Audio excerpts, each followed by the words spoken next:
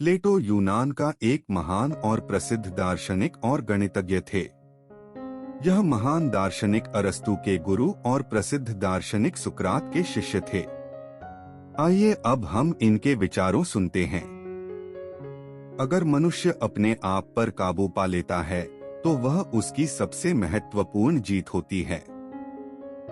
एक नायक 100 लोगों में एक पाया जाता है, एक विद्वान व्यक्ति हजारों में एक पाया जाता है, लेकिन एक परिपूर्ण व्यक्ति शायद लाखों लोगों में भी ना मिले।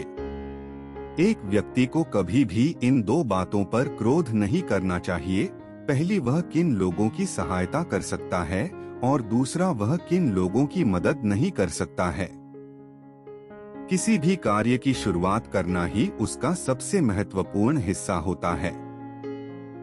जो लोग अच्छे होते हैं उन्हें किसी कानून की जरूरत नहीं होती है, क्योंकि वो लोग अपनी ईमानदारी और जिम्मेदारी से रहते हैं, जबकि जो लोग बुरे होते हैं वो कानून से बचकर अपनी इच्छा के अनुसार कार्य करने का मार्ग निकाल लेते हैं।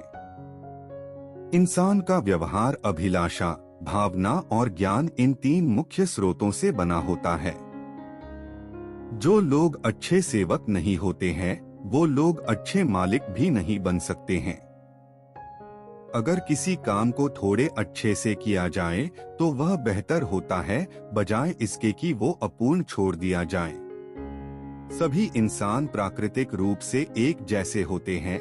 ईश्वर ने भी सबको समान मिट्टी से बनाया है। चाहे हम लोग स्वयं को कितने ही धोखे में रख ले, लेकिन ईश्वर को जितना प्रिय एक अमीर है उतना ही प्रिय एक गरीब भी होता है।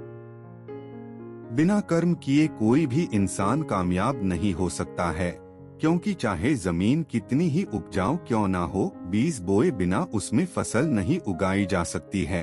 फसल उगाने के लिए कर्म करना ही पड़ता है। बुद्धिमान लोग इसलिए बोलते हैं क्योंकि उनके पास दूसरों को देने के लिए बहुत सारी अच्छी बातें होती है, लेकिन मूर्ख लोग इसलिए बोलते हैं क्योंकि उन्हें केवल बोलना होता है।